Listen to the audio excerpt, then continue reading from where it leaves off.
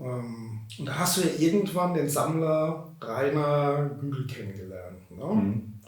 Kannst du uns da was drüber erzählen, wie ihr euch kennengelernt habt?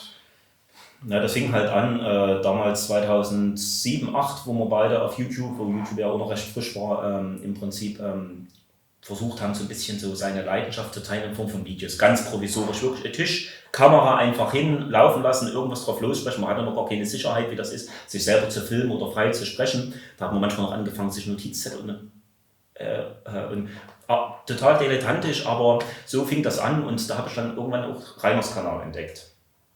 Und wie das halt ist, Facebook war damals noch gar nicht aktiv, WhatsApp hatte ich auch noch nicht, ich hatte noch nicht mal ein Smartphone zu der Zeit. Und da fing das so an, hat man dann über die Videos geschrieben, auch von der Kommunikation ist das halt sehr schlecht. Du kannst halt nicht Echtzeit in dem Sinn kommunizieren, sei denn der Betreiber des Videos sitzt in dem Moment davor. Und da hat er mir dann mal geantwortet und irgendwann dann hat er auf Facebook mal eine Super 8-Gruppe gegründet, hat mich da eingeladen, dass ich da hinkommen soll.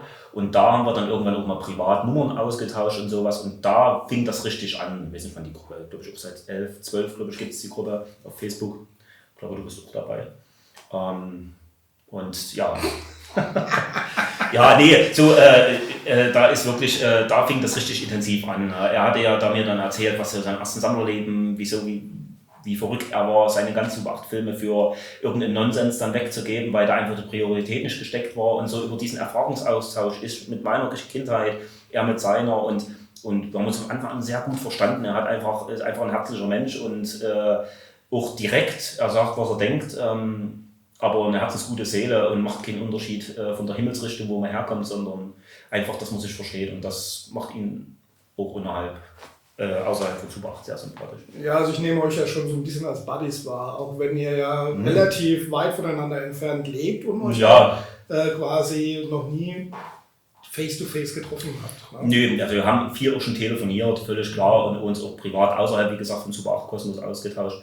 Aber das ist sogar was Positives, dass ein Hobby irgendwie ihn zusammenbringt und man merkt, man hat auch darüber hinaus irgendwie, ja, wie soll ich sagen, einen Draht zueinander. Also, und wir managen ja auch die Super 8 Gruppe. Also das ist ja nicht so, dass wir jetzt nur da sitzen und uns, Rainer, hast du wieder gesehen, sondern wir tauschen es ja wirklich aus. Und wenn es mal passt, sind wir natürlich nach wie vor auch dabei, wenn ein interessantes Thema ist. Ne? Aber ja.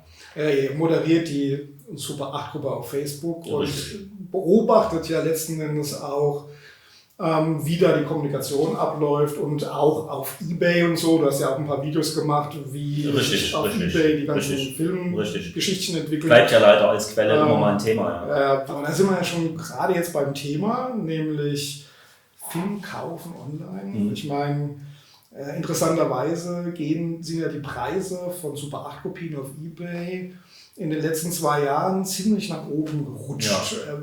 Was ich persönlich, ich habe Schwierigkeiten, das nachzuvollziehen. Aber wie wertest du das? Ja, die Kopien werden erstens nicht mehr auf dem Markt. Und wo Rainer und ich damals angefangen haben mit Super 8, war das Thema auch medial gar nicht so vertreten. Es soll nicht heißen, dass Rainer und ich das Ganze weltweit oder deutschlandweit, sagen wir mal, um es nicht zu übertreiben, wieder angeleiert haben, um Gottes Willen. Aber je größer, wenn du irgendwas initiierst, so eine Super 8-Gruppe, in dem Sinn gab es ja vorher gar nicht auf Facebook. Und wenn du dann doch so verschiedene Leute wieder anlockst und die werden dann wieder getriggert, eigentlich war das cool. Und dann setzt sich das fort, dann etabliert sich das immer mehr und dann gibt es immer mehr, die auch eigene Sachen machen. Und entsprechend gibt es dann viele, die dann eben sagen, weißt du was, früher hatte ich das Geld nicht, vor 10 Jahren mir so einen Film zu kaufen, aber jetzt mache ich das auf Biegen und Brechen, ich will jetzt den Film haben. Und manche treiben es dann eben einfach, weil sie auch gar keine Relation haben, was ist auch wert. Also Sammlerpreis ist immer das, was jemand bereit ist, in dem Moment zu bezahlen. Aber die letzten 10 Jahre, das ist, also wenn du einen seltenen Titel, das machen wir mal als Beispiel, wie kürzlich ist der letzte Countdown, der vorletzte Dreiteiler von Marketingfilm für über 300 € bei eBay weggegangen, wo ich mir sage, Leute, also es gibt Titel, die waren damals schon teuer und sind es auch heute noch, aber bei vielen Sachen, und das ist auch der Grund, warum ich wieder aufgehört habe, weil das irgendwann ein Punkt erreicht ist, wo du dann so viel finanzielle Mittel aufwenden müsstest, um wirklich wieder eine, ja, ich sag mal, überschaubare Sammlung zu bekommen, wo du sagst, nee, das geht einfach nicht. Also die Preisentwicklung ist wirklich enorm. Jetzt kommt eine Frage, die ich immer gerne meinen Interviewpartnern stelle. Die ist jetzt ein bisschen losgelöst. Was macht Super 8 für dich spannend?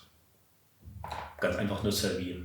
Also so wie ich es im Prinzip vor uns auch schon mal erwähnt habe, Für mich ist es eine Vermischung so aus Kindheitserinnerung, Faszination selber, ich bin ja auch noch eine Generation, die das auch noch wahrgenommen hat, richtig mit Filmrollen, die eingelegt wurden oder auf einmal Filmunterbrechung, weil der Film gerissen ist. Also es ist ja nicht so, dass ich ein rein digitaler Mensch bin und so dieses Flackern und einfach selber das ganze Vorgehen, diese Entschleunigung, die Filmrolle einlegen, nach dem Filmrollenwechsel die nächste Rolle und so dieses Ganze, das ist für mich irgendwie so Nostalgie, Leidenschaft, also das ist, was mich dran fasziniert, also ja, noch nie wirklich losgelassen hat, also es ist ja trotzdem spannend. Also. Absolut.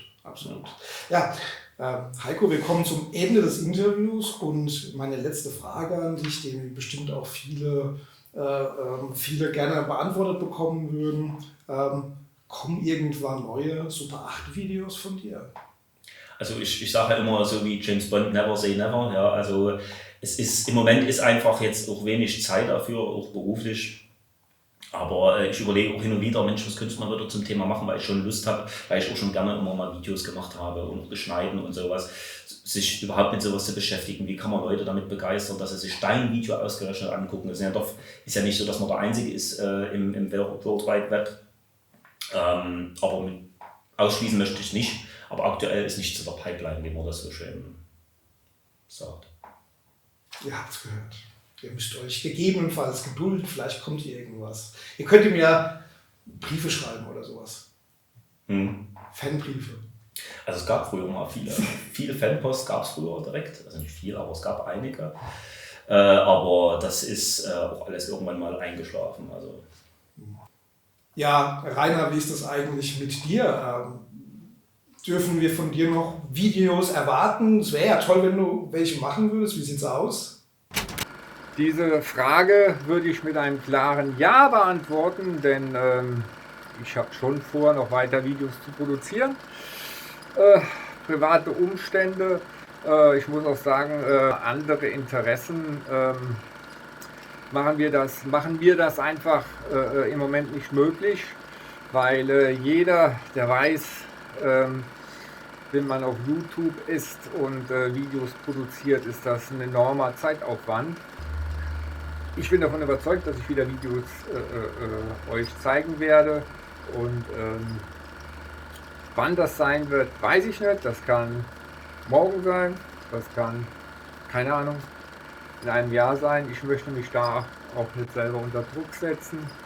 In diesem Sinne hoffe ich, deine Frage hiermit beantwortet zu haben, lieber Joachim, und wie immer sage ich Tschüss, bis zum nächsten Mal. Ja, gut, danke Rainer. Dann sind wir mal gespannt, wann mal wieder ein schönes Video von dir kommt und freuen uns drauf. Genauso wie bei dir, Heiko, würden wir uns natürlich sehr freuen, wenn wir von dir irgendwie mal wieder was Neues sehen würden. Wir hoffen auf jeden Fall das Beste.